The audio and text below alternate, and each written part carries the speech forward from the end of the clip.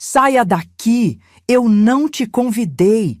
Gritou meu filho quando tentei me sentar à mesa que eu mesma havia preparado desde as 5 da manhã para o aniversário dele.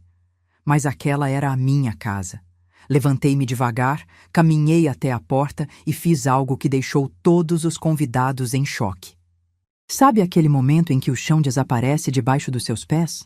Quando as palavras entram pelos seus ouvidos, mas demoram alguns segundos para chegar ao cérebro porque são tão absurdas que sua mente se recusa a acreditar?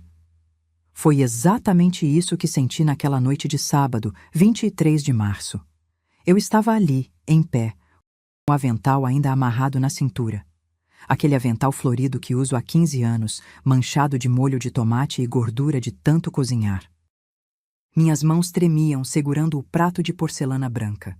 O mesmo jogo que ganhei no meu casamento e que guardei com tanto carinho por 42 anos. O cheiro do pernil assado ainda perfumava toda a sala. Balões dourados flutuavam no teto. 30 pessoas me olhavam com aquela expressão que fica entre a pena e o constrangimento. E meu filho, meu único filho, Bernardo, aquele menino que carreguei no colo, que embalei durante noites de febre, que vi se formar engenheiro, estava ali, vermelho de raiva, apontando o dedo na minha direção como se eu fosse uma intrusa, uma estranha na minha própria casa. Mãe, a senhora não entende? Esse lugar já está reservado. A voz dele cortou o silêncio que havia tomado conta da sala. Priscila, minha nora, estava ao lado dele com aquele sorriso discreto, quase invisível, mas que eu conhecia bem. Era o sorriso de quem estava vencendo uma guerra que eu nem sabia que existia. Olhei para a mesa da minha sala de jantar. Aquela mesa de madeira maciça que comprei, parcelada em 12 vezes quando Bernardo tinha 8 anos. A toalha bordada era minha, os pratos eram meus. Os talheres de prata que pertenceram à minha mãe estavam todos ali, reluzindo sob a luz do lustre. Até o lustre era meu, e eu não tinha lugar naquela mesa. Senti meu peito apertar. Não era só a humilhação. Era algo mais profundo, mais doloroso. Era a sensação de que tudo pelo qual eu havia lutado, cada manhã acordando às 5 para costurar, cada centavo economizado, cada sonho que engoli para realizar os sonhos dele, tinha se transformado em nada. Menos que nada. Em estorvo. Mas sabe o que é mais engraçado? Naquele exato momento, enquanto todos esperavam que eu saísse chorando, derrotada, humilhada, algo dentro de mim acordou. Uma voz que eu não ouvia há muito tempo. A voz da Marta, de 25 anos, aquela que não se curvava, aquela que não tinha medo. E essa voz me disse uma coisa muito clara. Levanta a cabeça e mostra para eles quem realmente manda aqui. Respirei fundo. Coloquei o prato devagar sobre o aparador. Tirei o avental com calma, dobrando-o em 4 partes como sempre faço. E caminhei até a porta, sentindo o peso de 67 anos nas costas, mas também sentindo algo novo. A certeza de que aquela noite não terminaria como eles esperavam. Antes de sair, parei. Virei-me. Olhei para cada rosto naquela sala. Os amigos do Bernardo, os colegas de trabalho, a família da Priscila, e disse apenas 6 palavras que ficariam ecoando por meses. Aproveitem a festa, aproveitem bem. E saí. Mas o que ninguém ali sabia, nem mesmo o meu filho, nem aquela mulher que ele chamava de esposa, é que eu não estava fugindo. Eu estava me preparando para a guerra. E se você acha que conhece histórias de vingança, de justiça, de mães que foram longe demais, acredite, você ainda não viu nada. Porque o que aconteceu depois daquela porta fechar foi algo que nenhum deles jamais imaginou. Inscreva-se no canal para não perder nenhum detalhe desta história que vai te fazer questionar tudo sobre família, lealdade e até onde uma mãe pode ir quando é traída por quem mais amou. Subi as escadas devagar, uma mão no corrimão de madeira que eu mesma envernizei 3 vezes ao longo dos anos. Cada degrau rangia. Eram 15 degraus. Eu sabia de cor. 15 degraus que me separavam daquela sala cheia de gente rindo, bebendo o vinho que eu comprei, comendo a comida que eu preparei. Lá embaixo, já ouvia a voz da Priscila retomando o controle da festa, como se nada tivesse acontecido. Gente, vamos brindar! Bernardo, amor, vem aqui! A voz dela era doce, quase infantil, daquele jeito que ela usava quando queria parecer inocente. Entrei no meu quarto, o único cômodo da casa que ainda era realmente meu, e tranquei a porta. Minhas pernas finalmente cederam. Sentei na beirada da cama, aquela cama de casal onde dormi ao lado do Joaquim por 28 anos e onde durmo sozinha há 12. As lágrimas vieram. Não as lágrimas dramáticas de novela, não. Eram lágrimas silenciosas, quentes, que escorriam e molhavam o colarinho da minha blusa azul. A blusa que escolhi com tanto cuidado naquela manhã, pensando: quero estar bonita pro aniversário do meu filho. Que idiota eu fui. Olhei para o espelho do guarda-roupa. Vi uma mulher de cabelos grisalhos, presos num coque baixo, rugas ao redor dos olhos, mãos calejadas de tanto trabalhar. Uma mulher invisível. Uma mulher que havia se tornado um fantasma na própria casa. Foi quando meu olhar caiu sobre a cômoda antiga, aquela de mogno escuro que pertenceu à minha avó. A gaveta de baixo, a que eu nunca abria. Levantei-me devagar, ainda limpando as lágrimas com as costas da mão, e abri aquela gaveta. Dentro estava uma pasta de plástico azul desbotada. Puxei-a e senti o peso dos papéis lá dentro. Sentei no chão mesmo, encostada na cama, e abri. A escritura da casa. Comprovativos de transferência bancária. Recibos amarelados de pagamento. Tudo estava ali. Cada centavo que eu havia investido nesta casa. 380 mil reais. Na época, era uma fortuna. Era tudo que eu tinha da indenização do acidente do Joaquim, mais 23 anos das minhas economias de costureira. Cada nota fiscal guardada, cada comprovante. E ali, na última página da escritura, estava o nome dele. Bernardo Henrique Tavares. 50% de proprietário. Eu havia colocado o nome dele ali por amor. Porque achei que estava garantindo o futuro do meu filho. Porque na minha cabeça de mãe apaixonada, eu imaginava que um dia ele cuidaria de mim da mesma forma que eu cuidei dele. Passei o dedo sobre aquela assinatura. A minha assinatura, de 12 anos atrás, quando eu ainda acreditava em finais felizes. Lá embaixo, ouvi o barulho da festa aumentando. Risadas, música. Alguém quebrou um copo e todos gritaram "Oh!" em coro. Priscila deu uma gargalhada estridente. E foi naquele momento, sentada no chão do meu quarto, com papéis velhos espalhados ao meu redor e o barulho da festa que eu não podia participar invadindo o meu refúgio, que algo dentro de mim mudou. Não foi raiva, ainda não. Era algo mais frio, mais calculado. Era clareza. Eu tinha passado os últimos 3 anos cedendo, aceitando. Engolindo sapos cada vez maiores, deixando que aquela mulher transformasse minha casa em território dela, permitindo que meu filho se afastasse cada vez mais, que me tratasse como uma velha inconveniente que precisava ser tolerada. Mas tolerância tem limite. Peguei meu celular, um modelo simples, daqueles com botões grandes para idosos, e fiz algo que nunca imaginei que faria. Liguei para o Dr. Heitor, o advogado que cuidou do inventário do Joaquim. Eram 8h40 da noite de um sábado, mas ele atendia celular de clientes antigos. Alô, dona Marta, tudo bem? Doutor, me desculpe o horário. Minha voz estava firme, e isso me surpreendeu. Eu preciso marcar uma consulta, urgente. É sobre a escritura da minha casa. Houve uma pausa. Aconteceu alguma coisa? Aconteceu. Olhei para os papéis no chão. Aconteceu que eu finalmente acordei. Marcamos para segunda-feira, 1h da manhã. Quando desliguei, ouvi passos no corredor. Alguém subindo as escadas. A porta do meu quarto não estava apenas fechada, estava trancada. Mas mesmo assim, senti meu coração acelerar. Bateram. 3 batidas secas. Mãe? Era a voz do Bernardo, só que agora estava diferente, mais baixa, quase envergonhada. A senhora tá bem aí? Não respondi. Mãe, abre a porta. A gente precisa conversar. Guardei os documentos de volta na pasta. Coloquei a pasta de volta na gaveta. Levantei do chão, ajeitei a blusa, sequei o rosto. E só então, depois de respirar fundo 3 vezes, abri a porta. Ele estava ali, com aquela camisa social azul que eu passei na quinta-feira. Tinha uma expressão estranha no rosto. Não era arrependimento. Era incômodo. Como se minha presença ali, naquele estado, estivesse atrapalhando a festa perfeita dele. Quer descer? Tem bolo agora. Ele falou como quem faz um favor.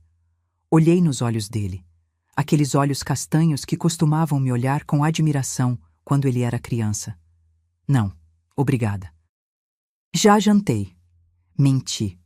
Meu estômago estava vazio desde o meio-dia. Mãe, não fica assim. A Priscila já pediu desculpas. Pediu? Arqueei a sobrancelha. Pra mim, não. Ele desviou o olhar. É que, você sabe como é. Ela estava nervosa com a festa, queria que tudo saísse perfeito. E eu atrapalho a perfeição, é isso? Eu não disse isso. Mas ele também não negou. Segurei a maçaneta da porta. Bernardo, pode voltar para sua festa. Eu estou bem. Ótima, na verdade. E fechei a porta. Devagar. Com controle. Ouvi os passos dele se afastando, hesitantes no início, depois mais rápidos, quase aliviados. Voltei para a cama. Não deitei. Fiquei sentada, olhando para a gaveta fechada da cômoda. E pela primeira vez em muito tempo, senti algo que não era tristeza nem resignação. Era poder. O poder de quem sabe algo que os outros não sabem. O poder de quem tem cartas na manga. O poder de quem finalmente decidiu jogar o jogo. A festa continuou até quase meia-noite. Ouvi cada risada, cada música, cada brinde. E fiquei ali, em silêncio, planejando. Porque eles podiam ter vencido aquela noite. Mas a guerra tinha acabado de começar. Segunda-feira chegou como uma bênção. A casa estava silenciosa. Bernardo havia saído cedo para o trabalho. E Priscila dormia até tarde como sempre fazia. Vesti minha calça preta, uma blusa creme e o blazer marrom que uso para ocasiões importantes. Passei batom, prendi o cabelo, calcei a sapatilha confortável. Olhei no espelho e vi a Marta que eu precisava ser naquele momento. Firme, decidida, consciente do próprio valor. O escritório do Dr. Heitor ficava no centro, num prédio antigo de 3 andares com elevador barulhento. Cheguei às 8h15. Ele me recebeu com um café forte e um olhar preocupado. Dona Marta, me conte o que aconteceu. E eu contei. Não tudo. Algumas dores a gente guarda só para si, mas contei o suficiente. Ele foi fazendo anotações num bloco amarelo, franzindo a testa de vez em quando, balançando a cabeça em outras. Quando terminei, ele suspirou fundo. A senhora se lembra quando colocou o nome do Bernardo na escritura? Eu havia recomendado fazer um testamento em vez disso. Lembrava. Claro que lembrava. Mas naquela época, 12 anos atrás, eu ainda estava em luto. O Joaquim tinha morrido havia apenas 3 meses. Eu estava sozinha, assustada, com um filho de 30 anos que acabara de se formar e estava começando a carreira. Parecia fazer sentido garantir que ele tivesse algo sólido, algo concreto.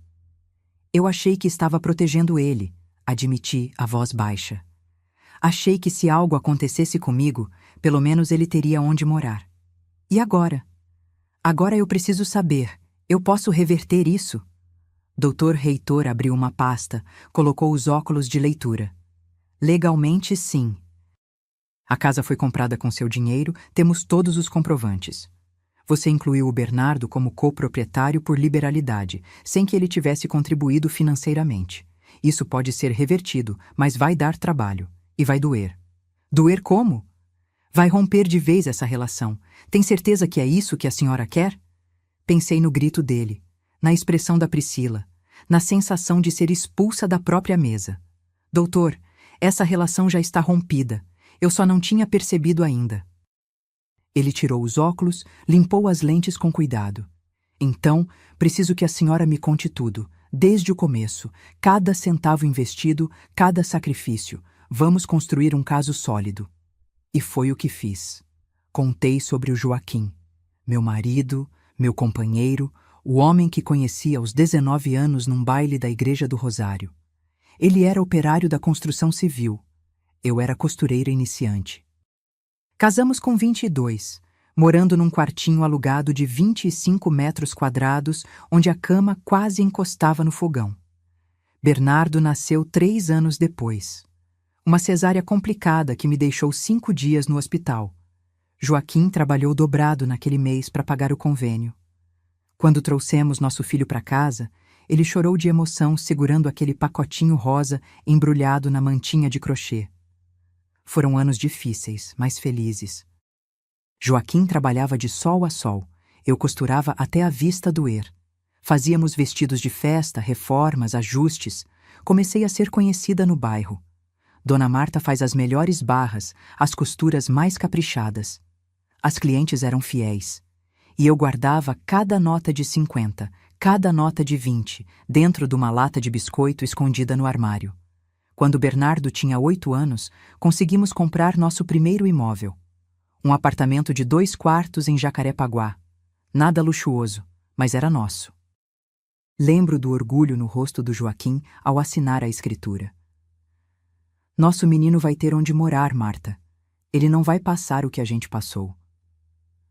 Os anos foram passando. Bernardo era bom aluno, estudioso, dedicado. Conseguiu bolsa parcial numa faculdade particular de engenharia. Mas parcial não era integral. Ainda precisávamos pagar metade, R$ 4.700 por mês durante 5 anos. Joaquim assumiu turnos extras. Eu trabalhava até 10, 11 da noite na máquina de costura. Nosso filho não podia saber quanto aquilo custava. Não queríamos que ele carregasse esse peso. Queríamos que ele só estudasse, que aproveitasse a juventude, que construísse o futuro dele. Até que veio o acidente. Agosto de 2013, uma terça-feira. Joaquim estava trabalhando numa obra de 15 andares em Barra da Tijuca. Problema no andaime. 3 homens caíram. 2 sobreviveram. Joaquim não teve a mesma sorte. O doutor Heitor me ouviu em silêncio. Quando cheguei nessa parte, minha voz falhou. Ele empurrou a caixa de lenços de papel na minha direção. A construtora pagou a indenização depois de 1 ano de processo. Foram R$ 450 mil. Parecia muito dinheiro, mas não devolvia o Joaquim. Não enchia o vazio da casa. Não aquecia o outro lado da cama. Peguei um lenço, assoei o nariz, continuei. Bernardo estava no 3º ano da faculdade. Pensei em desistir, em pedir para ele trancar e trabalhar. Mas ele implorou. Mãe, deixa eu terminar. É o sonho do pai. E como eu ia negar? Então, paguei. Cada semestre, cada mensalidade, até o fim. R$ 95 mil no total, ao longo de 3 anos. Bernardo se formou com honras, conseguiu emprego bom numa empresa de construção civil. Ironia do destino. Com o que sobrou da indenização e mais as minhas economias, comprei a casa onde moramos hoje. Um sobrado de 3 quartos em Madureira, com quintal pequeno e garagem. R$ 380 mil em 2015. Coloquei o nome do Bernardo junto com o meu porque achei que era o certo, porque ele era meu único filho, porque pensei, se eu morrer amanhã, pelo menos ele está protegido. Dr. Heitor anotava tudo, pedindo comprovantes, organizando documentos. E quando ele conheceu a Priscila? Meu estômago embrulhou só de falar o nome dela. 4 anos atrás, numa festa de trabalho. Ela era estagiária do setor administrativo, 8 anos mais nova que ele. Bonita, não vou mentir, mas tinha algo no olhar dela que me incomodava desde o primeiro dia. O quê? Calculismo. Sabe quando você olha para uma pessoa e sente que ela está medindo tudo? Quanto vale, quanto custa, o que ela pode ganhar com aquilo? Era assim, mas o Bernardo estava encantado, apaixonado, e quem era eu para falar contra? Eles casaram rápido, 6 meses de namoro, e já estavam no altar da igreja de Santo Antônio. Cerimônia pequena, só família e amigos próximos. Eu paguei o vestido da noiva. 12.000 num ateliê chique que a Priscila escolheu. E ainda ajudei com a festa. Mais 28.000. A senhora tem os comprovantes disso? Tenho tudo, doutor. Eu guardo tudo. Porque essa sempre foi minha natureza. Guardar, preservar, proteger. Cada nota fiscal, cada recibo, cada comprovante de transferência. Está tudo lá, naquela gaveta da cômoda de mogno. Dr. Reitor fechou o bloco, tirou os óculos, me olhou com seriedade.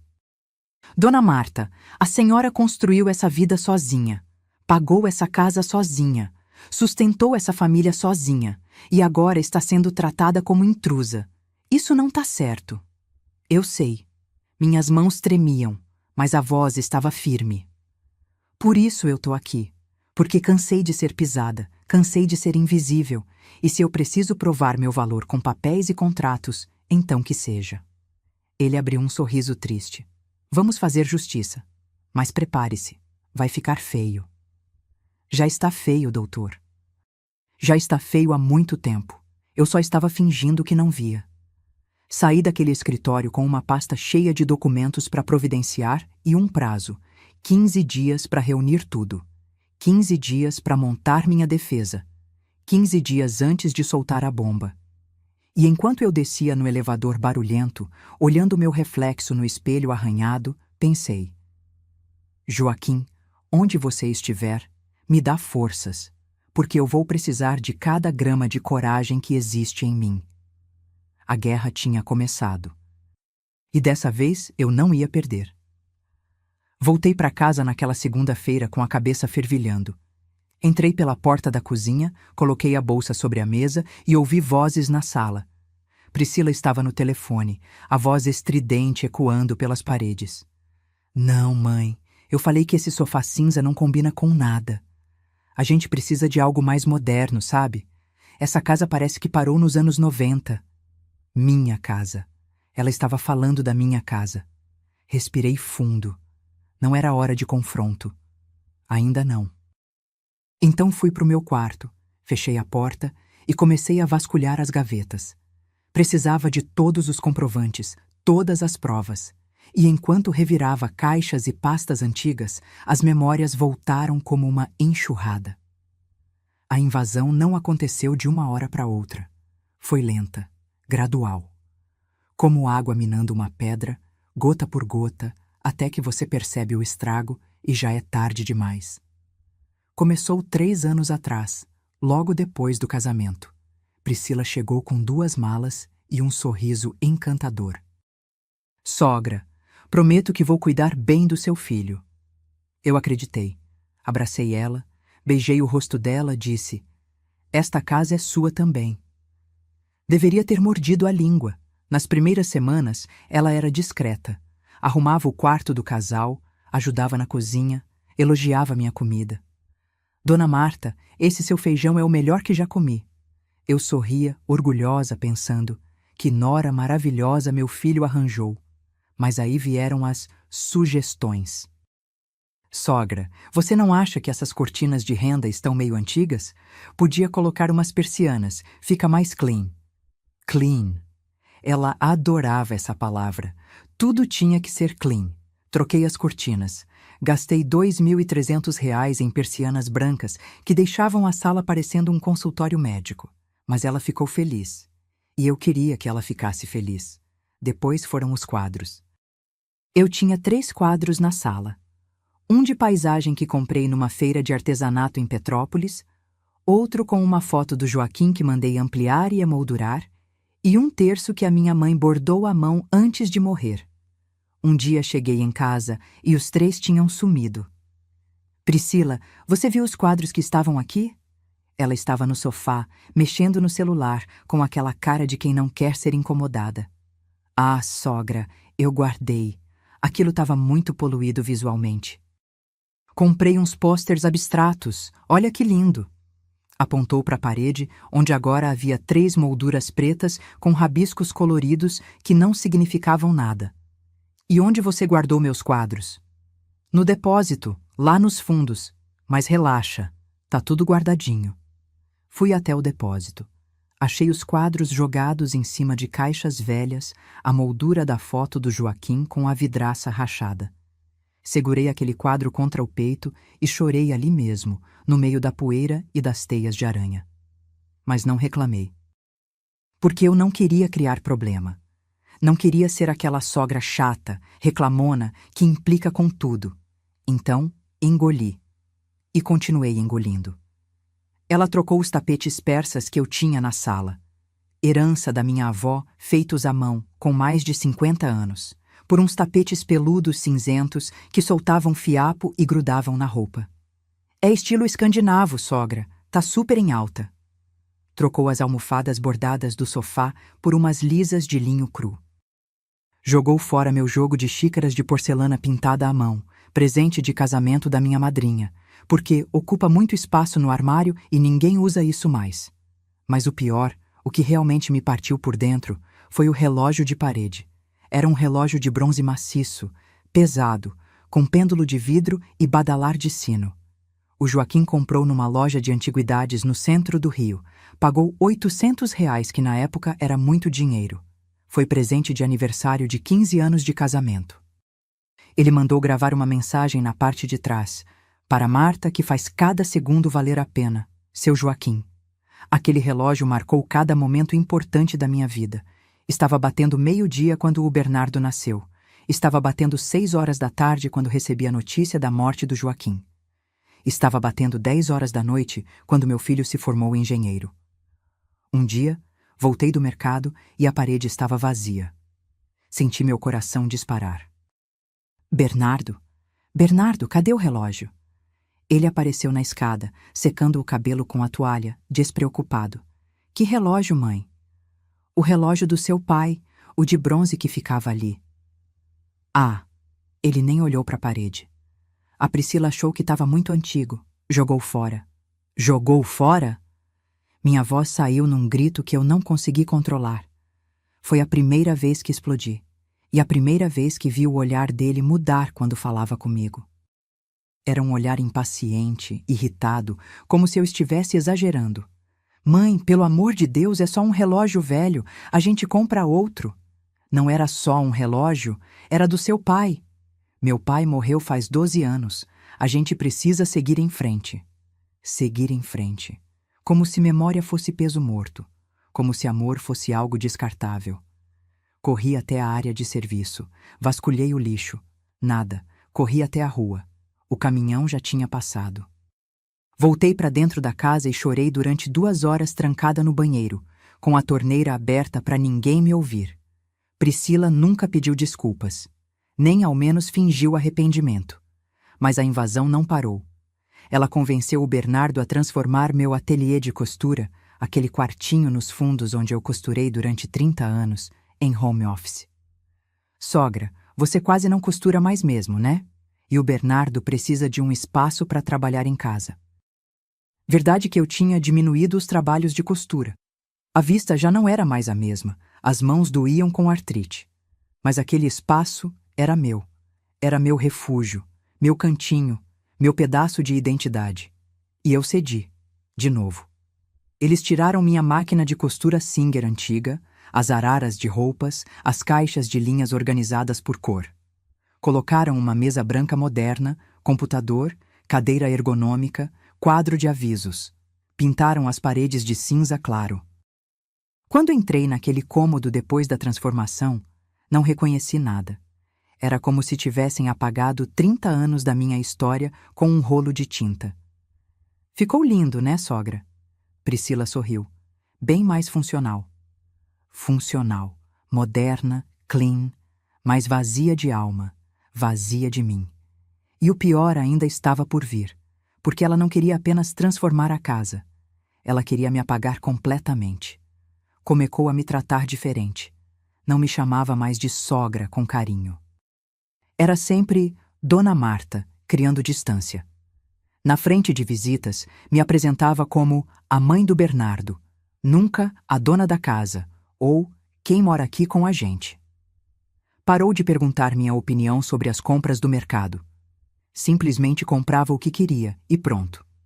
Trocou minha marca de café pela marca cara dela. Jogou fora minha panela de pressão antiga porque comprei uma elétrica, é mais segura para a senhora na idade da senhora. Na idade da senhora.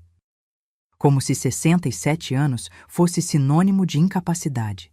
Começou a dar ordens para Regina, a empregada que eu pago R$ 1.400 por mês do meu dinheiro de aposentadoria. Regina, não precisa perguntar para Dona Marta, eu deixo a lista do que precisa limpar. E a pobre Regina ficava sem saber a quem obedecer, olhando de mim para ela com cara de desespero. Até meu lugar à mesa mudou.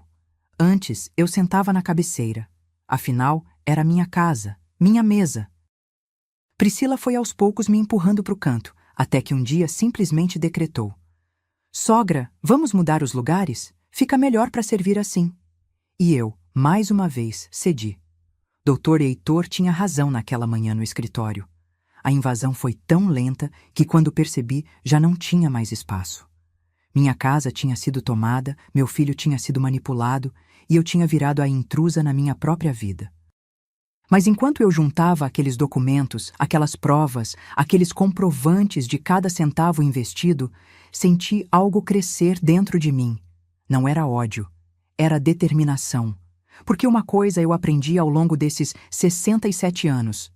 Você pode me tirar meus quadros, meus relógios, meu ateliê, pode me empurrar para o canto da mesa, pode me tratar como uma velha estorva, mas não pode me tirar o que é meu por direito. E essa casa era minha. E eu ia provar isso. 15 dias se passaram desde aquela consulta com o Dr. Heitor. 15 dias em que vivi uma mentira, fingindo normalidade enquanto por dentro arquitetava cada movimento. Juntei todos os documentos que ele pediu.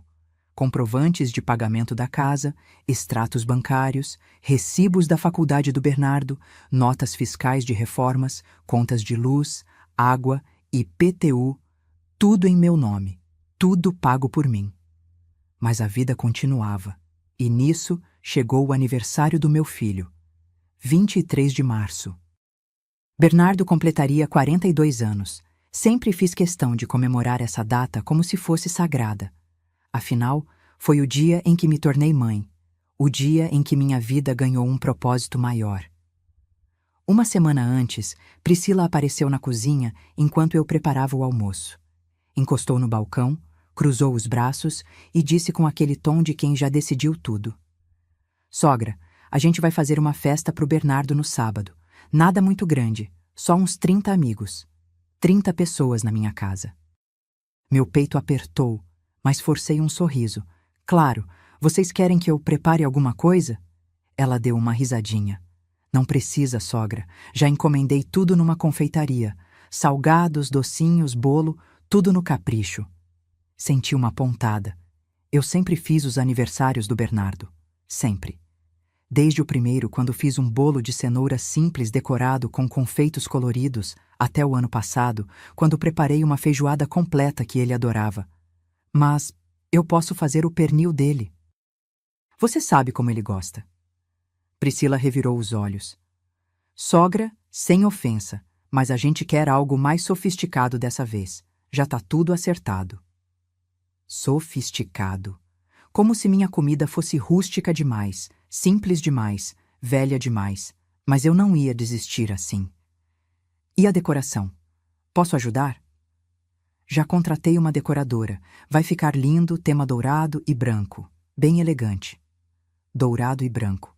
As cores de casamento, não de aniversário. Mas o que eu entendia, né? Eu era apenas a mãe. Durante aquela semana, vi a casa ser transformada. Priscila recebia entregas diariamente. Cadeiras alugadas, mesas dobráveis, arranjos de flores, caixas de louças descartáveis, as chiques, de plástico duro que imitam porcelana. Tudo pago com o cartão de crédito conjunto que estava no meu nome e que eu pagava religiosamente todo mês. Cheguei a perguntar: quanto está custando tudo isso? Não se preocupa, sogra, tá tudo sob controle. Mas eu me preocupava. Porque controle para ela significava gastar sem limite e deixar a conta para mim. Chegou o sábado. Acordei às 5 da manhã. Não porque me pediram, mas porque não conseguia ficar de braços cruzados. Era o aniversário do meu filho e eu ia fazer algo, nem que fosse contrapor a vontade dela. Desci para a cozinha no escuro, acendi apenas a luz do fogão. Tirei da geladeira o pernil que tinha deixado marinando desde a noite anterior. Alho socado, pimenta do reino, louro, cerveja preta, mostarda e mel. A receita que o Joaquim adorava e que ensinei para o Bernardo quando ele tinha 10 anos. Embrulhei o pernil em papel alumínio, coloquei no forno baixo. 6 horas de cozimento lento. Enquanto assava, preparei a farofa. Bacon em cubinhos, cebola dourada, cenoura ralada, salsinha, ovos cozidos picados. O cheiro foi tomando conta da cozinha, subindo pelas escadas, enchendo cada cômodo. Às 7, ouvi passos. Priscila apareceu de camisola, com cara de sono e irritação. Que cheiro é esse? Bom dia. Fiz o pernil pro Bernardo. Ela bufou. Sogra, eu falei que não precisava. Já encomendei tudo. Eu sei, mas isso é tradição, e tradição não se quebra. Vi o maxilar dela travar, mas não discutiu. Apenas pegou um copo de água e subiu de volta, batendo os pés na escada. Passei o dia inteiro preparando. Além do pernil, fiz arroz com amêndoas, vinagrete fresco, molho de pimenta caseiro, pudim de leite condensado. A sobremesa preferida do Bernardo desde criança. Arrumei tudo em travessas bonitas, as de porcelana branca com detalhes azuis que ganhei da minha mãe. Às 3 da tarde, começaram a chegar as entregas da confeitaria. Caixas e caixas de salgados finos, docinhos franceses, tortas, quiches. Priscila recebia tudo com sorrisos, conferindo cada item. Quando viu minhas travessas na cozinha, franziu a testa, mas não disse nada. Às 5, cheguei a subir para o meu quarto para me arrumar. Escolhi uma blusa azul marinho que o Bernardo me deu 2 aniversários atrás. Calça social preta, sapato baixo confortável. Passei batom cor-de-rosa, prendi o cabelo num coque baixo, coloquei o colar de pérolas que era da minha avó. Olhei no espelho e pensei, você é a mãe dele, você tem lugar nessa festa. Desci às 6. A casa estava transformada. Balões dourados flutuavam no teto, arranjos de flores brancas decoravam cada canto. Uma mesa comprida havia sido montada na sala, com toalha branca e guardanapos dourados. Até contrataram um DJ que estava montando equipamento no canto. Os convidados começaram a chegar às 7. Casais bem vestidos, perfumados, com presentes embrulhados em papéis sofisticados. Reconheci alguns amigos antigos do Bernardo, mas a maioria era gente que eu nunca tinha visto, colegas de trabalho dele e da Priscila, amigos novos desse mundo moderno que eu não fazia parte. Fiquei na cozinha, observando. Regina, a empregada, corria de um lado para o outro servindo bebidas. Priscila circulava entre os convidados como anfitriã perfeita, apresentando a casa, minha casa, como se fosse projeto dela. Essa sala a gente reformou completamente. Antes era muito antiguinha, sabe? Antiquinha. Minha sala, minha vida. Bernardo chegou às 8, fingindo surpresa embora soubesse de tudo. Todos cantaram parabéns, ele apagou as velas do bolo de 3 andares coberto de glacê branco e detalhes dourados. Fotos, abraços, risadas. E eu ali, parada na entrada da cozinha, invisível. Até que chamaram para o jantar. A mesa estava posta com os salgados da confeitaria, as tortas, as saladas gourmet. Minhas travessas estavam lá também, mas empurradas para o canto, quase escondidas. O pernil que levei 6 horas fazendo estava numa ponta, como se fosse figurante. Vi Bernardo sentar na cabeceira. Priscila à direita dele. Os pais dela, os amigos próximos, todos se acomodando nos lugares reservados. 30 pessoas ao redor daquela mesa. E eu ainda de pé. Peguei um prato, me servi um pouco de farofa e pernil, porque queria provar do que fiz com tanto amor. E me dirigi à mesa. Havia uma cadeira vazia ao lado de um casal que eu não conhecia. Fui até lá, prato na mão, prestes a sentar. Foi quando Priscila levantou. Dona Marta. A voz dela cortou o burburinho das conversas. Todos se viraram para olhar. Esse lugar tá reservado. Parei, o prato ainda nas mãos. Reservado para quem? Para minha mãe. Ela já tá chegando. Olhei ao redor. 30 cadeiras, 30 pessoas e nenhuma para mim. Priscila, é o aniversário do meu filho. Eu só quero sentar e... Saia daqui! A voz do Bernardo explodiu como um trovão. Todos silenciaram. O DJ parou a música no meio. 30 pares de olhos me encarando. Eu não te convidei! As palavras dele ecoaram pela sala. Cada sílaba era uma facada. Senti minhas pernas bambas. O prato quase escorregou da minha mão. Olhei para o meu filho. Aquele homem de 42 anos, de camisa social azul e barba aparada, que eu carreguei no colo, que embalei durante noites de febre, que ensinei a andar, a ler, a ser gente. E ele me olhava com raiva, com vergonha, como se eu fosse um cachorro vira-lata que entrou na festa sem permissão. Bernardo. Minha voz saiu fraca, trêmula. Mãe, pelo amor de Deus, a senhora não percebe que está incomodando? Incomodando. Na minha própria casa. Na festa que eu ajudei a pagar. Depois de ter passado o dia inteiro cozinhando, senti os olhos queimarem. Mas não ia chorar ali. Não ia dar esse gostinho. Coloquei o prato devagar sobre o aparador. Tirei o avental que ainda estava amarrado na cintura. Aquele avental florido, manchado, testemunha de 1000 refeições feitas com amor. Dobrei ele em 4, com calma, com toda a dignidade que ainda me restava, e caminhei até a porta. 30 pessoas em silêncio absoluto. Alguns desviavam o olhar, envergonhados. Outros cochichavam. Vi uma senhora idosa balançar a cabeça em reprovação, mas não sei se era para mim ou para o meu filho. Antes de subir a escada, parei, virei, olhei para cada rosto naquela sala e disse as únicas 6 palavras que consegui. Aproveitem a festa. Aproveitem bem. Subi aqueles 15 degraus com as costas retas, a cabeça erguida. Entrei no meu quarto, tranquei a porta. E só então, só quando tinha certeza de que ninguém podia me ver, desabei. Chorei como não chorava desde o funeral do Joaquim.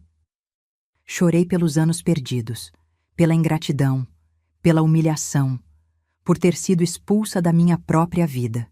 Mas no meio daquelas lágrimas, uma voz dentro de mim sussurrou: chega. E dessa vez, eu escutei. Passei o domingo inteiro trancada no quarto.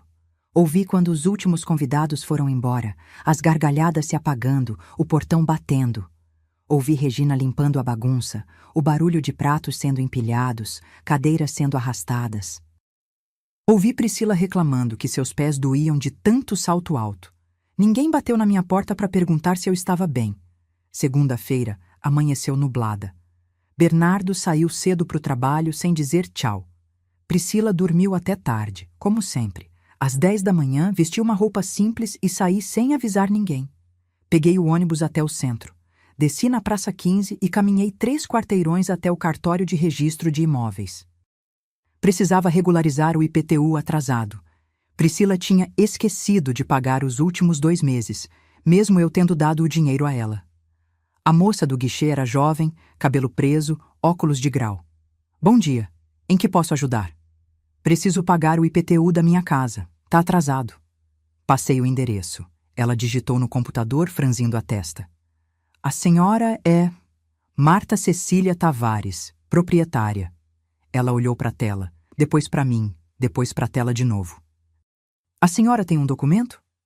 Mostrei minha identidade e a escritura que sempre carrego na bolsa.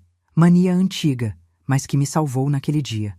Ela conferiu tudo, digitou mais um pouco e soltou uma frase que mudou minha vida. Dona Marta, a senhora sabia que tem um processo de transferência de propriedade em andamento? Meu coração gelou. Como assim? Alguém deu entrada para tirar seu nome da escritura e passar o imóvel integralmente para o nome de Bernardo Henrique Tavares e Priscila Andrade Tavares. O chão sumiu debaixo dos meus pés. Segurei na beirada do balcão para não cair. Quando? Há 2 meses, dia 27 de janeiro. 2 meses. Enquanto eu cozinhava, limpava, pagava contas, cedia espaço. Enquanto eu fingia que tudo estava bem. Eles estavam nas minhas costas tentando me roubar. E tá andando esse processo? Não. Tá parado porque falta a assinatura da senhora. Sem isso não tem como completar a transferência. Respirei fundo. Pelo menos isso. Eu posso ter uma cópia desse pedido? Posso imprimir, mas vai custar R$ 15. Pode imprimir tudo. Esperei 10 minutos que pareceram 10 horas. Quando ela me entregou o maço de papéis, vi formulários preenchidos, reconhecimento de firma do Bernardo, declarações falsas dizendo que eu havia concordado verbalmente com a transferência.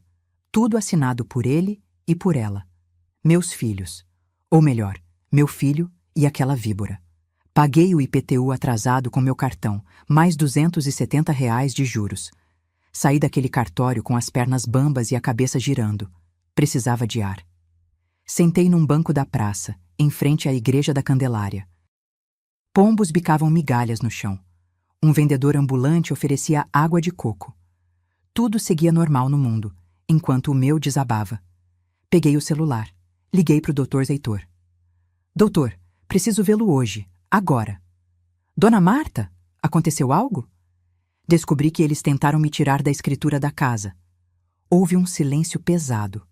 Chego lá em meia hora. Pode me esperar no escritório? Cheguei antes dele.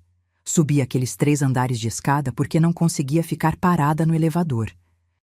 Quando ele chegou, eu já estava sentada na recepção, segurando os papéis do cartório com tanta força que amassaram nas bordas. Entramos na sala dele. Ele leu tudo com atenção, a expressão ficando cada vez mais grave. Quando terminou, tirou os óculos e esfregou o rosto.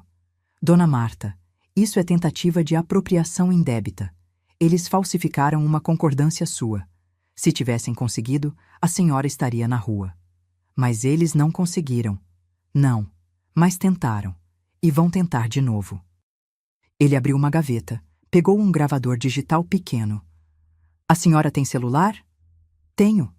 Então, a partir de agora, grave tudo. Toda conversa suspeita, toda discussão, toda menção a dinheiro, casa, transferência, tudo. A gente precisa de provas. Voltei para casa às 3 da tarde. Priscila estava na sala vendo TV, comendo pipoca, pintando as unhas de vermelho. Nem olhou quando entrei. Oi, sogra. Já almoçou? Já. Menti. Meu estômago revirava só de pensar em comida. Subi para o meu quarto e esperei. Às 7, Bernardo chegou. Ouvi a voz dele cumprimentando Priscila, o barulho da bolsa sendo jogada no sofá, a geladeira abrindo. Fiquei deitada na cama, de olhos abertos, com o celular na mão. Às 8h30, ouvi passos no corredor. Vozes abafadas vindo do quarto deles, que ficava ao lado do meu. Encostei a orelha na parede. Nada. As paredes eram grossas demais. Levantei da cama. Abri a porta do quarto devagar, sem fazer barulho. O corredor estava escuro. A porta deles estava entreaberta. Priscila sempre reclamava de calor e deixava aberta para circular ar. Cheguei perto. Meu coração batia tão forte que tive medo de que eles ouvissem. Peguei o celular, abri o aplicativo de gravação, apertei o botão vermelho e encostei o aparelho na fresta da porta. A voz da Priscila estava irritada. Bernardo, eu não aguento mais. Sua mãe é um peso morto nessa casa. Priscila, não fala assim. Não fala assim nada. Ela fica se metendo, fica dando palpite, fica existindo. A gente precisa dessa escritura limpa, amor. Sem ela no meio. Eu sei, mas o processo parou por causa da assinatura dela. Então convence ela a assinar. Fala que é para facilitar o inventário quando ela morrer, sei lá. Inventa alguma coisa. Inventar. Mentir. Manipular a velha idiota. Minha mão tremia segurando o celular, mas não parei de gravar. E por que a gente precisa tanto dessa escritura mesmo? A voz do Bernardo soava cansada. Por que a gente tá devendo R$ 87 mil em cartão, Bernardo? Priscila explodiu. 87 mil, mais o carro que custa 12.300 por mês e a gente não consegue mais pagar. O banco vai tomar o carro se a gente não fizer um empréstimo. E como a escritura ajuda? A gente usa a casa como garantia, amor. Consegue um empréstimo de 420 mil. Paga tudo, sobra dinheiro, e a gente finalmente respira. Mas é a casa da minha mãe. Era da sua mãe, agora é nossa. E ela não pode ficar atrapalhando nossos planos. A gente precisa crescer, ter nosso espaço, construir nossa vida. E ela não faz parte disso. Silêncio. Um silêncio longo, pesado. Eu segurava a respiração, os olhos ardendo de lágrimas contidas. Mas, e se ela descobrir? Priscila deu uma risada curta, amarga. Descobrir o quê? A velha mal sai de casa, não entende de papel, não tem advogado. A gente convence ela a assinar dizendo que é coisa de imposto. Ela assina tudo o que você pede. Não sei, Priscila. Eu fico com peso na consciência. Peso na consciência? A voz dela ficou afiada. E o peso de perder tudo? De ter o nome sujo? De voltar a morar em apartamento alugado? Porque é isso que vai acontecer se a gente não resolver. Você escolhe. Sua mãe ou nosso futuro? Outro silêncio. E então ouvi a voz do meu filho, baixa, derrotada, mas clara. Tá bom, amanhã eu converso com ela.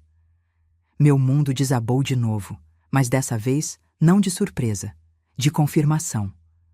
Voltei para o meu quarto em silêncio. Tranquei a porta, sentei na cama e ouvi aquela gravação 3 vezes, só para ter certeza de que não era pesadelo. 87 mil reais de dívida, 12.300 de carro, empréstimo de 420 mil usando minha casa como garantia. E meu filho, meu único filho, que eu criei sozinha, que paguei faculdade, que dei teto e comida, havia escolhido, e não tinha me escolhido. Peguei o celular, mandei o áudio para o Dr. Heitor pelo WhatsApp, com uma mensagem curta. Doutor, tenho as provas que precisávamos. Preciso que o senhor acelere tudo. Não tenho mais tempo a perder. Ele respondeu em 2 minutos. Recebido. Amanhã às 8h no escritório. Vamos dar o troco. Deitei naquela cama, olhando para o teto. Lá fora, ouvia Priscila e Bernardo voltando à rotina, como se nada tivessem dito. Televisão ligada. Risadas, normalidade. Mas nada mais seria normal. Porque a guerra tinha mudado de patamar. E agora eu tinha munição. Acordei terça-feira com uma clareza que não sentia há anos. Não era raiva. Raiva é quente, impulsiva, cega. O que eu sentia era frio, calculado, preciso. Era justiça. Vesti minha melhor roupa, a calça social cinza, a blusa branca de botões, o blazer preto que uso para ocasiões importantes. Passei batom, prendi o cabelo, calcei sapato fechado, olhei no espelho e vi uma mulher diferente daquela que tinha sido humilhada no sábado. Desci às 7h. Bernardo já tinha saído para o trabalho, covarde, fugindo antes da conversa que Priscila tinha mandado ele ter comigo. Ela ainda dormia, claro. Deixei um bilhete na geladeira. Saí para resolver uns assuntos. Volto à tarde. Peguei o ônibus para o centro. Cheguei no escritório do Dr. Heitor 5 minutos antes das 8. Ele já estava lá, com café passado e uma pasta grossa sobre a mesa. Dona Marta. Ele apertou minha mão com firmeza. Ouvi a gravação. 5 vezes. E a gente tem eles na palma da mão. Ele abriu a pasta. Mas preciso que a senhora entenda. O que vamos fazer agora não tem volta. Uma vez que começar, vai doer. Para eles e para a senhora. Doutor, já doeu demais. Agora é hora de parar de sentir e começar a agir. Ele sorriu. Um sorriso triste, mas orgulhoso. Então vamos ao plano. Passamos 2 horas naquele escritório. Dr. Heitor tinha tudo mapeado com a precisão de um engenheiro. E o melhor, tinha descoberto coisas que nem eu sabia. Primeira informação. A casa foi comprada exclusivamente com seu dinheiro. 380 mil reais comprovados. O Bernardo entrou na escritura como doação sua, sem contrapartida financeira. Isso significa que legalmente a senhora pode revogar essa doação. Pode? Pode. Existem 3 motivos legais para revogar uma doação. ingratidão grave do donatário, necessidade do doador ou descumprimento de encargo. No caso da senhora, temos ingratidão grave comprovada. Ele bateu na mesa onde estava a gravação. Tentativa de apropriação indébita, humilhação pública, abandono afetivo. Senti um nó na garganta. Abandono afetivo. Era isso. Meu filho tinha me abandonado sem sair de casa. Segunda informação, fiz uma pesquisa sobre as dívidas deles. 87 mil em cartões de crédito não é brincadeira. O carro? Um SUV importado financiado em 84 meses. Eles pagam 12.300 por mês e já atrasaram 3 parcelas. O banco vai retomar o veículo em 60 dias se não regularizarem. Eles não têm dinheiro para pagar? Dona Marta, eles não têm dinheiro nem para comer. Sabe quem paga a conta do mercado? A senhora. Sabe quem paga luz, água, gás, internet empregada? A senhora. Eles vivem de aparência. Instagram cheio de foto em restaurante chique, roupa de marca, viagem para resort. Mas é tudo cartão de crédito. É uma casa de cartas prestes a cair. Pensei em todas as vezes que Priscila chegou em casa com sacolas de shopping.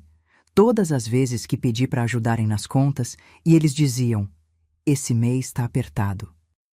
Todas as vezes que eu, com minha aposentadoria de R$ 1.800, segurava a casa sozinha enquanto eles ostentavam. E tem mais. Dr. Reitor puxou outro documento. A tentativa de transferência da casa que eles fizeram foi para conseguir um empréstimo consignado de R$ 420 mil. Eu consegui uma cópia da proposta que eles fizeram no banco. Olha só a taxa de juros, 3,9% ao mês. Fiz as contas mentalmente. Isso dá mais de 50% ao ano. Exato. Em 2 anos, a dívida dobraria. E como garantia, sua casa. Se eles não pagassem, o banco tomava o imóvel. E adivinha quem ficaria na rua?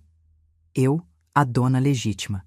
Enquanto eles fugiriam para outro lugar, me deixando sem nada, senti algo gelar dentro do meu peito.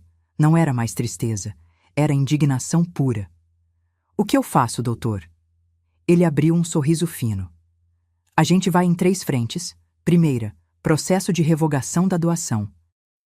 Tiro o nome do Bernardo da escritura e a casa volta a ser 100% sua. Segunda, ação de indenização por danos morais. Tentativa de apropriação indébita, humilhação, abandono afetivo. Terceiro, ressarcimento de valores. Ressarcimento? A senhora pagou R$ 95 mil na faculdade dele, 12 mil no vestido de noiva da Priscila, 28 mil na festa de casamento, 35 mil de entrada no carro que está no nome dos dois, fora reformas na casa, móveis, eletrodomésticos. Somando tudo, R$ 213 mil em doações que podem ser questionadas judicialmente, já que houve ingratidão posterior. 213 mil. Era quase tudo que eu tinha economizado e investido ao longo da vida. Quanto tempo leva tudo isso? Se a gente agir rápido, 3 meses para o processo de revogação sair. A indenização por danos morais demora mais, uns 8 meses. Mas o importante é começar agora. E tem algo que a gente pode fazer imediatamente. O quê? Medida cautelar. A gente pede para o juiz bloquear qualquer transação relacionada à casa. Eles não vão conseguir vender, alugar, usar como garantia. Nada. E a senhora, enquanto isso, pode pedir a desocupação do imóvel. Meu coração disparou. Desocupação? É sua casa, dona Marta. Legalmente, a senhora pode pedir que eles saiam, dá um prazo de 30 dias, e se não saírem voluntariamente, a justiça tira. Imaginar meu filho sendo despejado da casa que eu construí era doloroso. Mas imaginar eu sendo roubada e jogada na rua era pior. Quanto vai custar tudo isso? Uns 25 mil de honorários e custas processuais. Parcelamos se precisar. 25 mil. Era quase tudo que eu tinha guardado para emergências. Mas que emergência maior que essa? Vamos em frente. Dr. Heitor estendeu a mão. Apertei com força. A senhora é corajosa, dona Marta. Não, doutor, eu sou cansada de ser pisada. Saí daquele escritório com uma pasta cheia de documentos para assinar, um plano traçado e uma sensação estranha no peito. Não era alívio, era poder. O poder de quem finalmente toma as rédeas da própria vida. Voltei para casa ao meio-dia. Priscila estava na sala, no celular, rindo de algum vídeo. Quando me viu, fingiu seriedade. Oi, sogra, foi no médico? Fui resolver uns assuntos. Não menti. Não dei detalhes. Ah, tá. O Bernardo disse que precisa conversar com a senhora hoje à noite. É sobre uns papéis da casa. Meu estômago revirou. Papéis? É. Coisa de imposto, essas burocracias chatas. Ela sorriu. Aquele sorriso falso, ensaiado. Tá bom. A gente conversa. Subi pro meu quarto, tranquei a porta, peguei o celular e mandei mensagem pro Dr. Reitor. Eles vão tentar me fazer assinar hoje à noite. O que eu faço? Ele respondeu em segundos. Não assine nada. Diga que precisa ler com calma. Peça para levar pro advogado analisar. Grave tudo. Passei a tarde inteira ensaiando. O que dizer? Como reagir? Onde colocar o celular gravando? Precisava estar preparada, porque a partir daquela noite tudo mudaria. Às 7, Bernardo chegou. Ouvi a voz dele cumprimentando Priscila, o beijo no rosto dela, o murmúrio de algo que não conseguia entender. Meu coração batia tão forte que doía. Às 8, bateram na minha porta. Mãe, podemos conversar? Respirei fundo. Coloquei o celular no bolso da calça, já gravando. Abri a porta.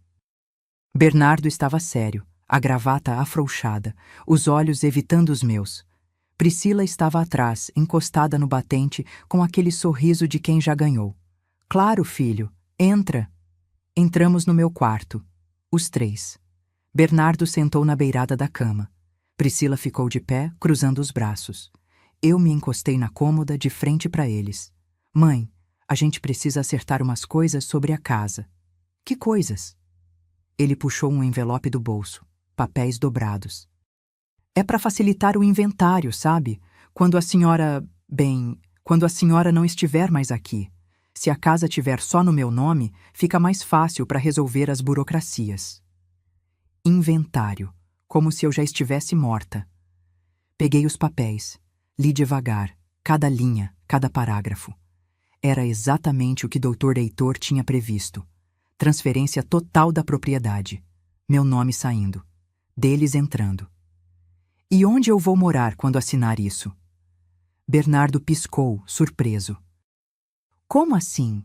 A senhora continua morando aqui, ué? Por quanto tempo? Horas, mãe, pelo tempo que a senhora quiser. E se vocês decidirem vender? Priscila se intrometeu. A gente não vai vender, sogra. Qual é? Dobrei os papéis de volta, coloquei no envelope e devolvi para ele. Não vou assinar. O rosto do Bernardo mudou. Mãe, não vou assinar nada sem meu advogado ler antes. Priscila deu um passo à frente. Advogado? Que advogado? Olhei nos olhos dela. Demorei. Deixei o silêncio pesar e disse, com toda a calma do mundo, o mesmo que vai cuidar do processo de revogação da doação que fiz pro Bernardo. A expressão dela congelou. Bernardo levantou. Processo? Que processo? Vocês vão descobrir em breve. E abri a porta do quarto. Um convite para eles saírem. Priscila passou por mim, os olhos faiscando de raiva. Bernardo hesitou, a boca aberta, sem palavras. Mãe, o que a senhora está fazendo? Segurei a maçaneta. E finalmente, depois de anos engolindo sapos, disse o que precisava ser dito. Estou me defendendo, filho. Algo que eu deveria ter feito há muito tempo. E fechei a porta. Do lado de fora, ouvi a explosão. Eu sabia que a velha ia criar problema. Mas não importava mais, porque o jogo tinha mudado. E dessa vez, eu tinha as cartas vencedoras.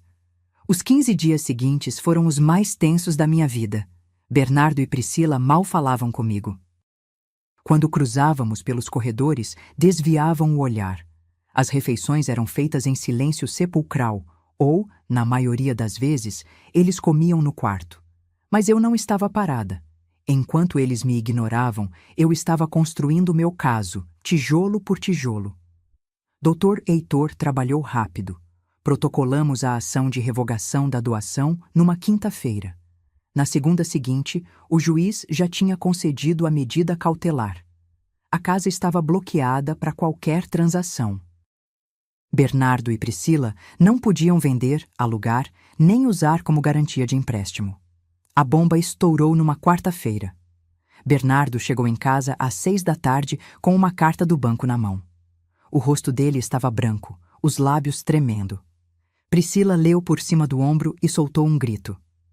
Bloqueio judicial! Como assim bloqueio judicial? Ouvi tudo do meu quarto. Desci devagar, segurando o corrimão, com o celular no bolso já gravando. Eles estavam na sala, a carta aberta sobre a mesa de centro. Quando me viram, Bernardo levantou num pulo. Mãe, o que a senhora fez? Fiz o que precisava fazer. A senhora bloqueou a casa. O banco negou nosso empréstimo. A gente tá com o nome sujo, mãe. A gente vai perder tudo. Priscila apontou o dedo na minha direção, a voz esganiçada. Isso é culpa sua, sua egoísta. A gente só queria organizar as coisas e a senhora... Organizar? Minha voz saiu mais alta do que pretendia. Vocês queriam me roubar. Roubar? Que absurdo! A gente ia continuar morando aqui, só ia facilitar um empréstimo de 420 mil reais, usando minha casa como garantia? Soltei a informação como uma bomba. Vocês acham que eu sou idiota? O silêncio que caiu foi pesado, sufocante. Bernardo olhou para Priscila. Priscila olhou para o chão. Como a senhora sabe disso? A voz dele saiu baixa, perigosa. Porque eu descobri sobre as dívidas de 87 mil reais. Descobri sobre o carro que vocês não conseguem pagar. Descobri sobre a tentativa de tirar meu nome da escritura 2 meses atrás. A cada frase, eu dava um passo à frente. E descobri que vocês planejaram tudo isso nas minhas costas, nessa casa que eu paguei enquanto me tratavam como lixo. Priscila recuperou a voz, agora raivosa. A senhora não entende nada. A gente tem contas, compromissos, uma vida. A senhora acha que é fácil sustentar essa casa?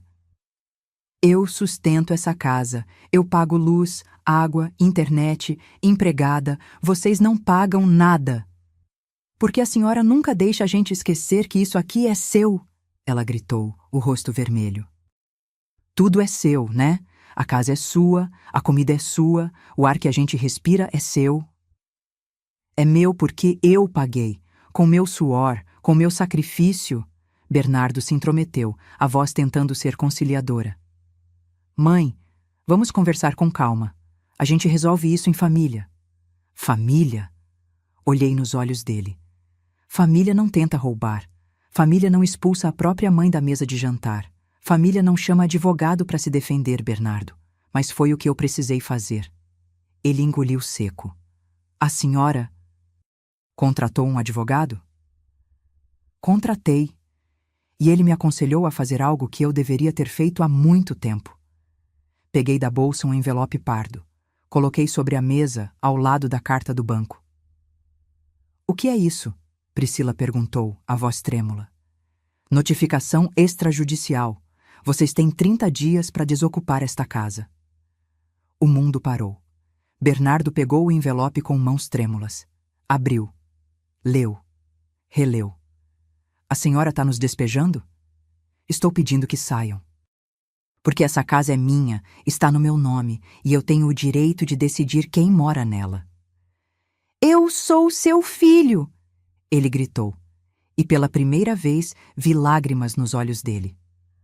Como a senhora pode fazer isso comigo? Como você pode ter tentado me roubar? Minha voz quebrou, mas não parei. Como você pode ter deixado aquela mulher me humilhar na minha própria casa? Como você pode ter gritado comigo na frente de 30 pessoas?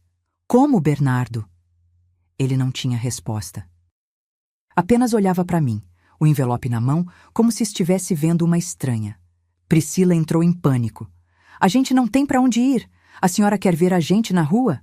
Vocês têm 2 salários. Vocês têm um carro importado. Arranjem um apartamento para alugar. Vivam dentro das possibilidades de vocês, como pessoas normais fazem. A senhora tá louca, completamente louca.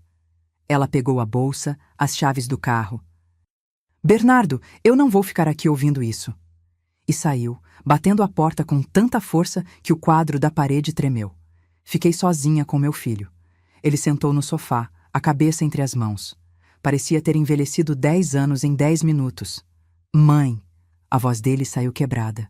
A gente pode conversar? Só nós 2? Sentei na poltrona em frente. Deixei o silêncio pesar. Eu sei que errei. Ele olhou para mim, os olhos vermelhos. Eu sei que a Priscila foi longe demais. Eu sei que eu fui longe demais. Mas a senhora não pode fazer isso. A senhora não pode me jogar fora assim. Bernardo, você me jogou fora primeiro, quando colocou o nome dela na tentativa de transferência, quando gritou comigo na festa, quando parou de me ver como mãe e começou a me ver como obstáculo. Eu nunca deixei de te amar, mãe. Amor não é só palavra, filho. Amor é atitude, e suas atitudes me machucaram mais do que qualquer soco poderia machucar. Ele ficou em silêncio, absorvendo. Se eu terminar com a Priscila, se eu mandar ela embora, a senhora desiste disso? Olhei para ele. Meu filho, meu único filho, o menino que carreguei, embalei, criei. E vi nele não o menino que foi, mas o homem que ele escolheu ser. Bernardo, isso não é sobre ela, é sobre você, sobre suas escolhas, sobre você ter tentado me tirar da escritura, sabendo que eu ia ficar sem nada, sobre você ter me humilhado. Não dá para consertar isso terminando um namoro. Isso é quem você é agora. Ele respirou fundo. Quando falou de novo, a voz estava diferente, mais fria. Então a senhora escolheu a casa. Não, eu escolhi minha dignidade. Você que escolheu a casa quando tentou tirá-la de mim. Levantei, peguei minha bolsa e antes de subir para meu quarto me virei mais uma vez. 30 dias, Bernardo. É o que a lei me obriga a dar.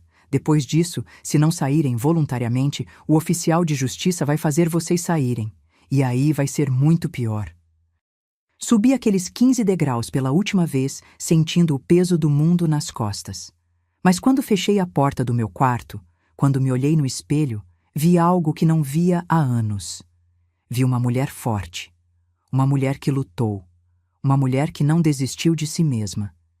E pela primeira vez em muito tempo, me senti orgulhosa de quem eu era. Lá embaixo, ouvi Bernardo chorando. Parte de mim queria descer, abraçar, perdoar. Porque mãe é mãe, e essa dor nunca passa completamente. Mas a parte mais forte, a parte que me manteve viva, trabalhando, lutando por 67 anos, disse: chega, você já deu demais. E pela primeira vez na vida, eu escutei. Os 30 dias se arrastaram como 30 anos. Bernardo e Priscila se movimentavam pela casa como fantasmas raivosos. Ela não me dirigia a palavra. Ele tentava, às vezes, uma conversa aqui, um olhar ali, mas eu mantinha distância. Precisava, porque qualquer fraqueza agora seria usada contra mim. No 10º dia, eles contrataram um advogado. Recebi uma notificação tentando contestar a desocupação, alegando que Bernardo era coproprietário. Dr. Heitor respondeu com a ação de revogação da doação e todas as provas. 2 dias depois, o advogado deles desistiu do caso. No 20º dia, Priscila tentou me chantagear emocionalmente. Bateu na minha porta de madrugada, chorando, dizendo que estava grávida. Quando pedi um exame para comprovar, ela explodiu chamando-me de desumana e sumiu no quarto dela. No 25º dia, eles começaram a embalar as coisas. Caixas se acumulavam no corredor. Ouvia os 2 discutindo sobre o que levar, o que deixar, para onde iriam. Foi quando recebi um telefonema que mudaria tudo. Dona Marta, é o Dr. Heitor. Preciso que a senhora venha ao escritório hoje. Urgente. Aconteceu algo? Descobri uma coisa que a senhora precisa ver pessoalmente. Cheguei ao escritório 1 hora depois. Ele estava com uma expressão grave, uma pasta aberta sobre a mesa e um tablet na mão. Senta, por favor. Sentei, o coração disparado. Dona Marta, continuei investigando as finanças do Bernardo e da Priscila e descobri algo delicado. O quê? Ele girou o tablet na minha direção. Era uma foto. Priscila num restaurante chique, abraçada com um homem. Não era meu filho. Quem é esse? Leonardo Farias. Empresário, dono de 3 lojas de material de construção. Casado, 2 filhos. Dr. Heitor passou o dedo na tela, mostrando mais fotos. Priscila e o homem entrando num hotel. Priscila dentro de um carro luxuoso que não era o deles. Eles se encontram há pelo menos 8 meses. Senti o estômago embrulhar. Meu filho sabe? Duvido. Ela é cuidadosa, mas tem mais. Ele puxou outro documento. Lembra daquela tentativa de transferência da casa? Descobri que quem sugeriu foi o Leonardo. Ele tem experiência em conseguir empréstimos, usando imóveis como garantia. Já fez isso 3 vezes com outras propriedades. Ele estava usando ela para conseguir dinheiro? Ou ela estava usando ele, ou os dois estavam usando o Bernardo.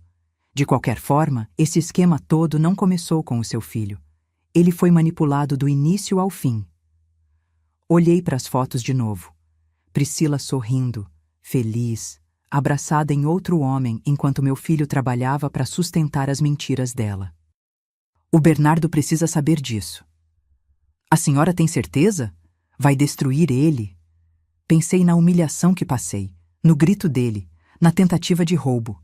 Ele precisa saber a verdade, mesmo que doa. Dr. Heitor imprimiu tudo. Fotos, extratos de cartão de crédito mostrando gastos em hotéis e restaurantes nos horários em que Bernardo estava trabalhando, mensagens que ele conseguiu via processo judicial. Montamos um dossiê completo. Quando a senhora vai mostrar para ele? Olhei o calendário na parede. Hoje. Faltam 5 dias para o prazo acabar.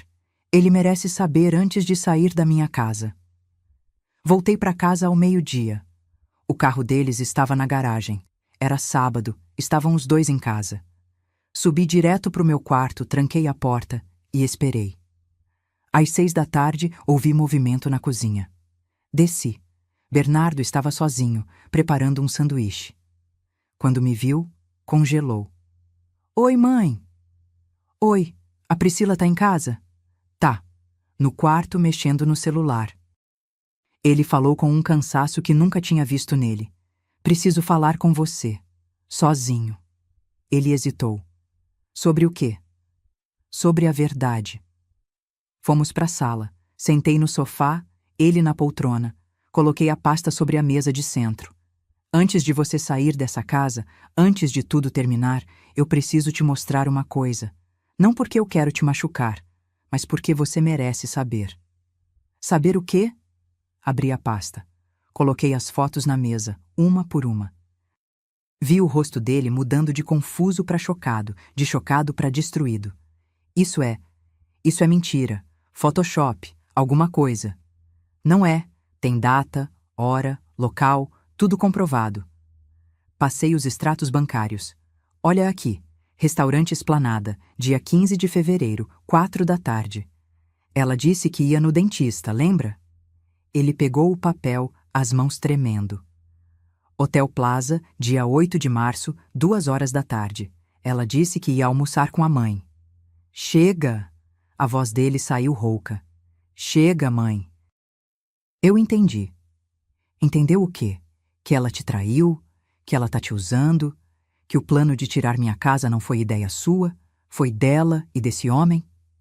Coloquei na mesa o último documento. Esse Leonardo tem ficha. 3 processos de estelionato usando casas de família como garantia. Ele encontra mulheres casadas, manipula, pega os bens e desaparece. Bernardo estava branco, suando, as mãos apertando os joelhos. Por quanto tempo? Pelo menos 8 meses. Ele fechou os olhos. Uma lágrima escorreu. Eu sou um idiota. Você é um homem que foi manipulado por ela e por causa dela você quase perdeu sua mãe. Ele olhou para mim.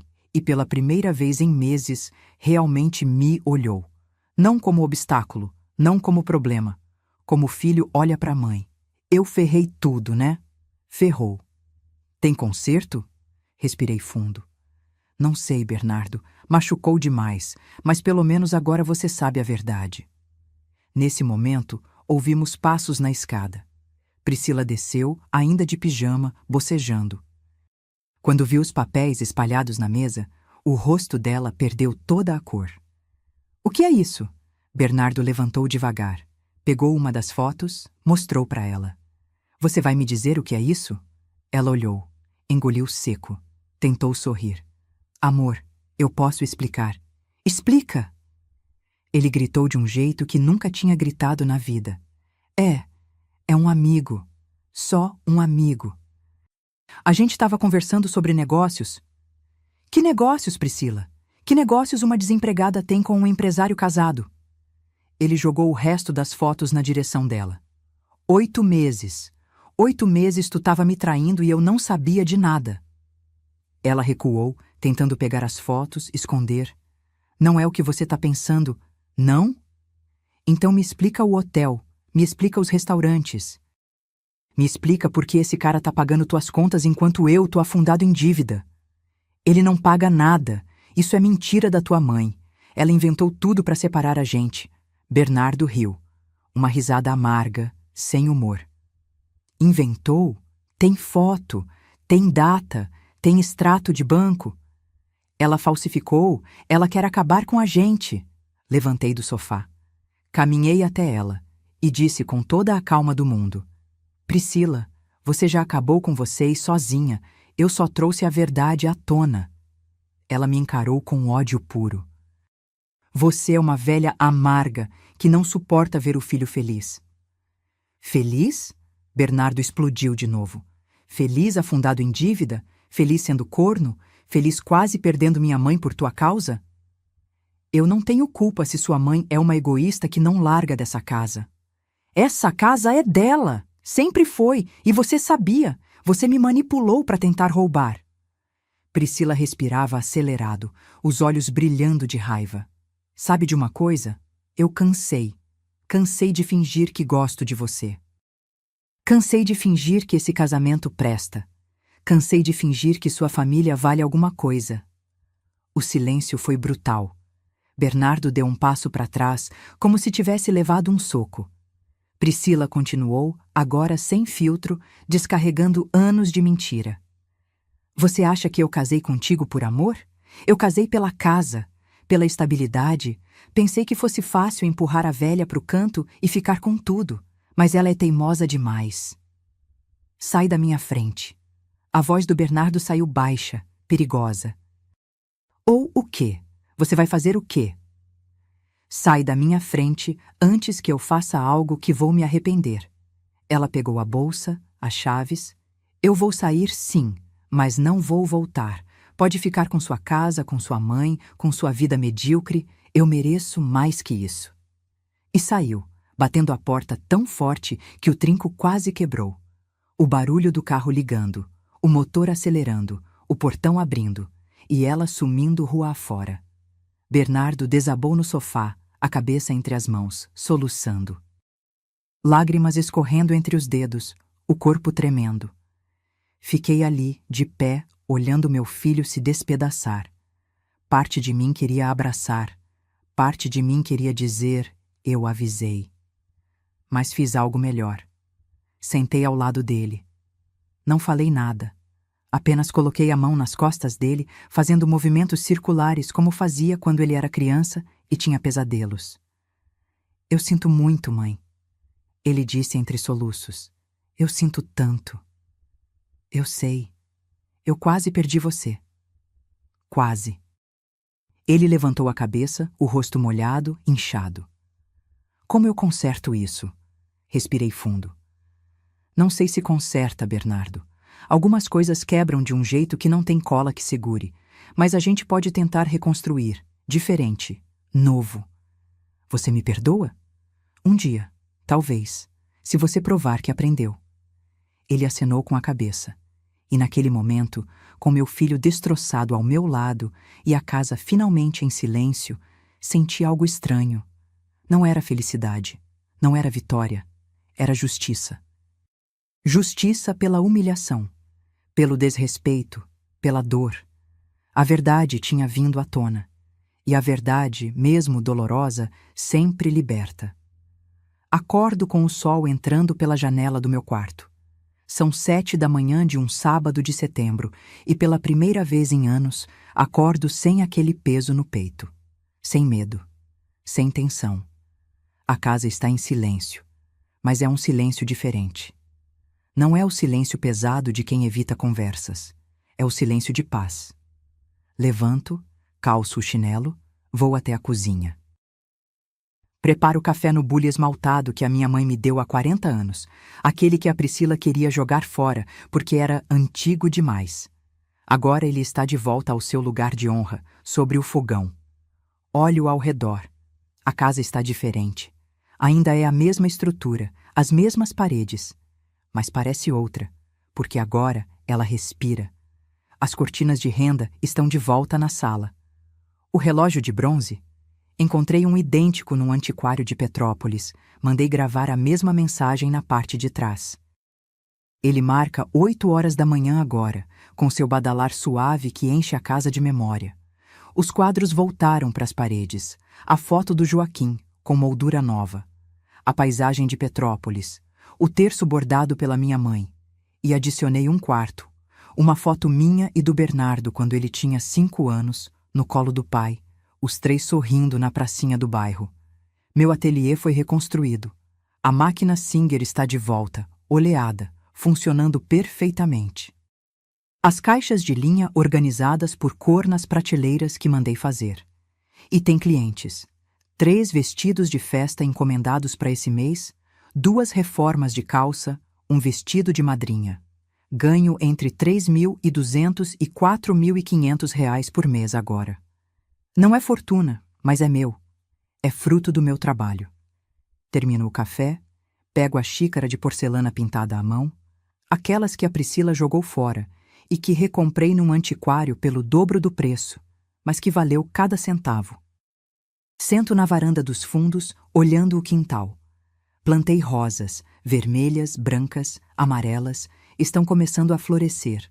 Também coloquei vasos de manjericão, alecrim, hortelã. O cheiro perfuma toda a área quando o vento sopra.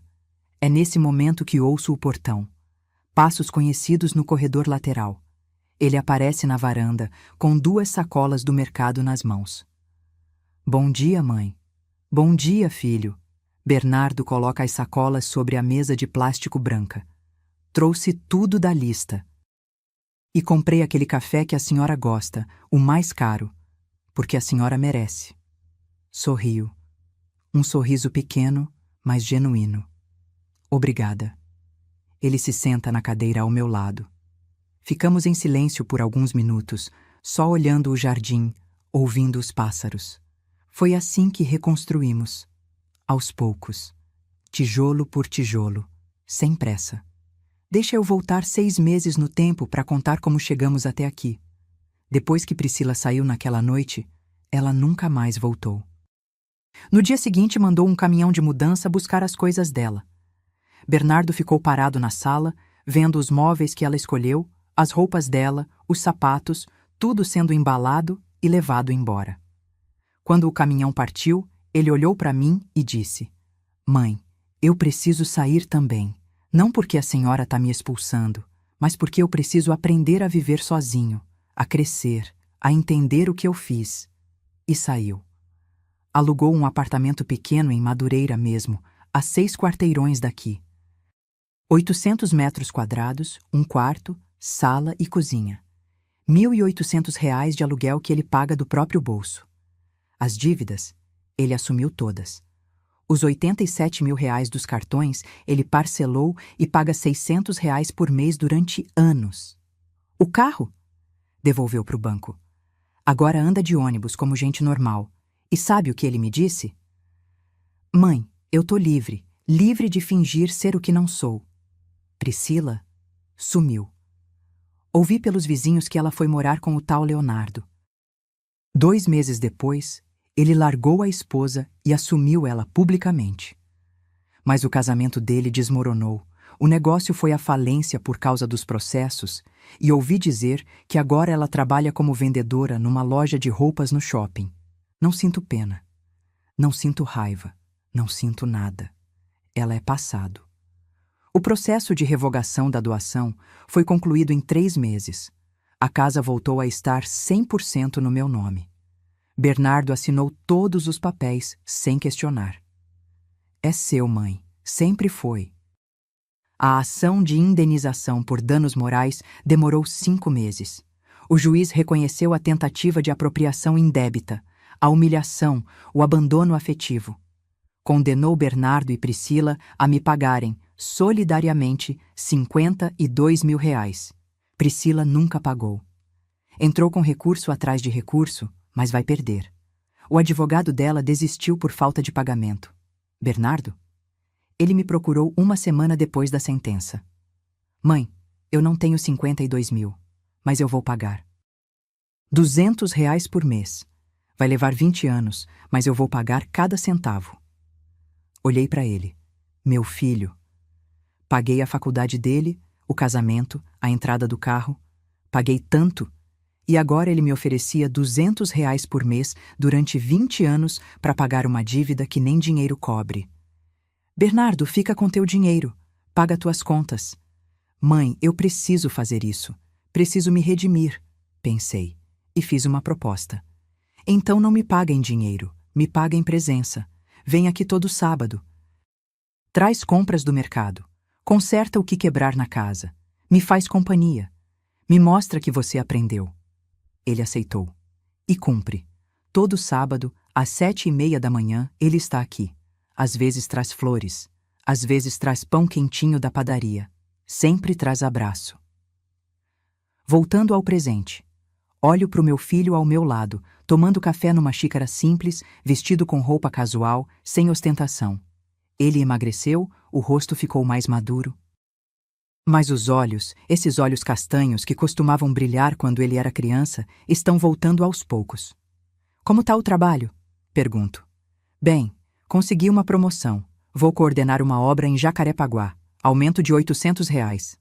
Que bom, filho. Mãe, ele hesita. Posso te perguntar uma coisa? Pode. Você me perdoou? Olho para ele. De verdade.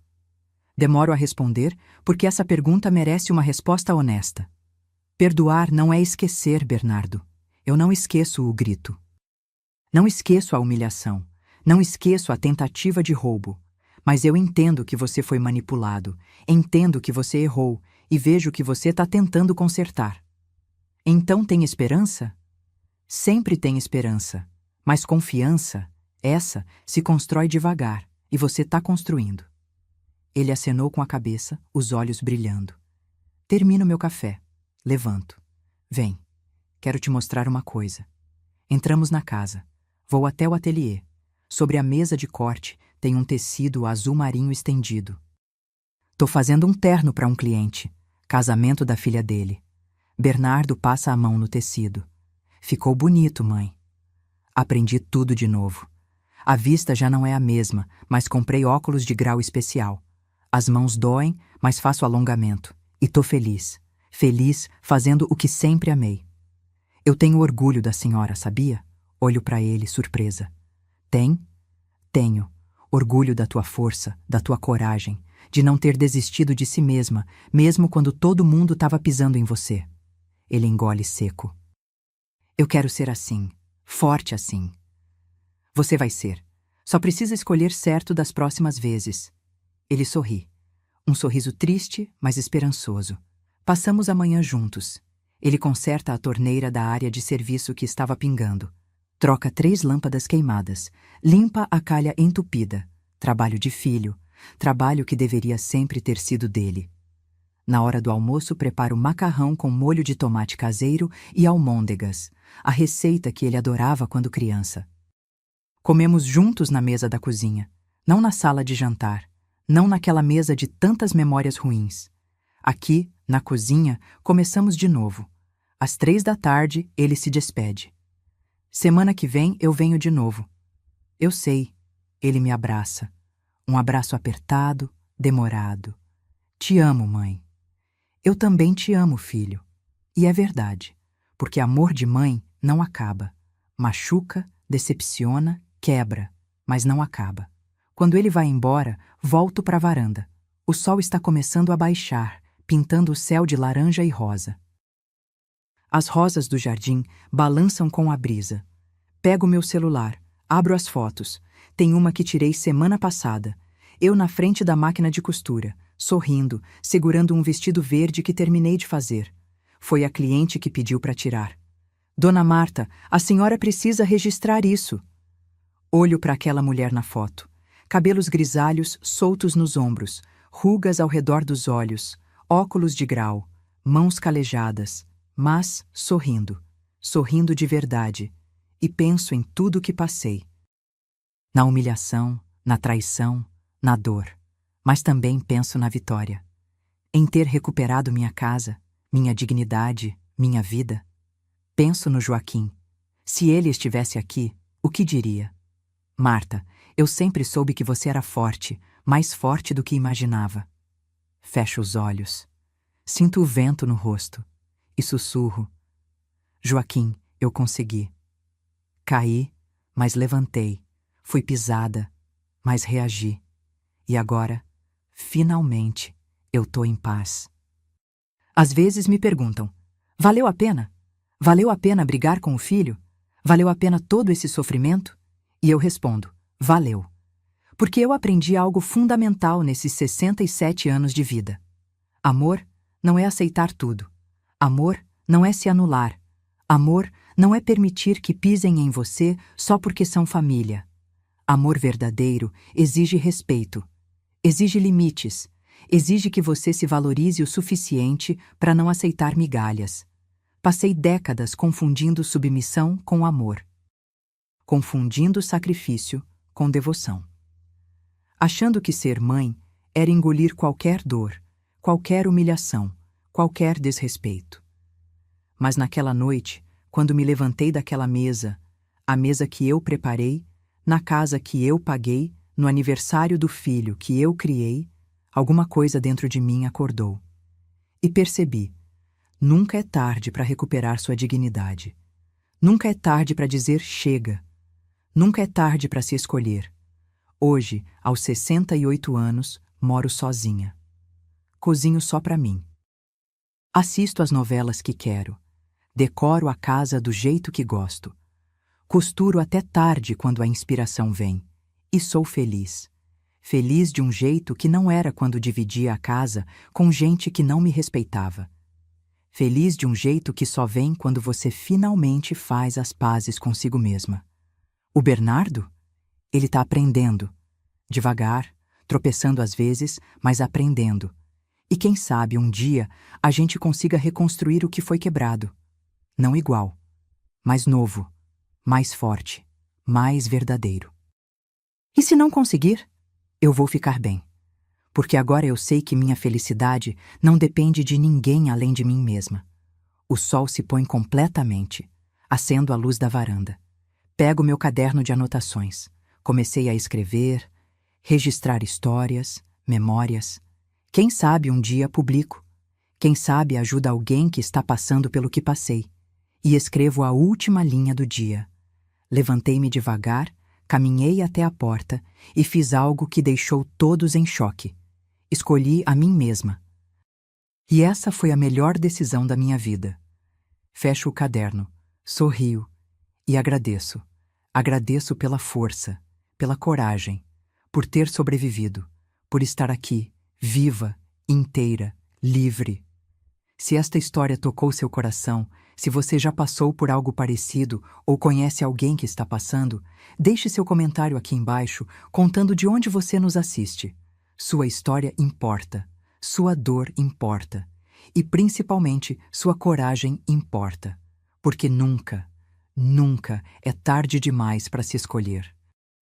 Inscreva-se no canal, ative o sininho e compartilhe essa história com quem precisa ouvir que é possível recomeçar, que é possível se levantar, que é possível, sim, recuperar a dignidade. Até a próxima história. E lembre-se, você é mais forte do que imagina. Fim.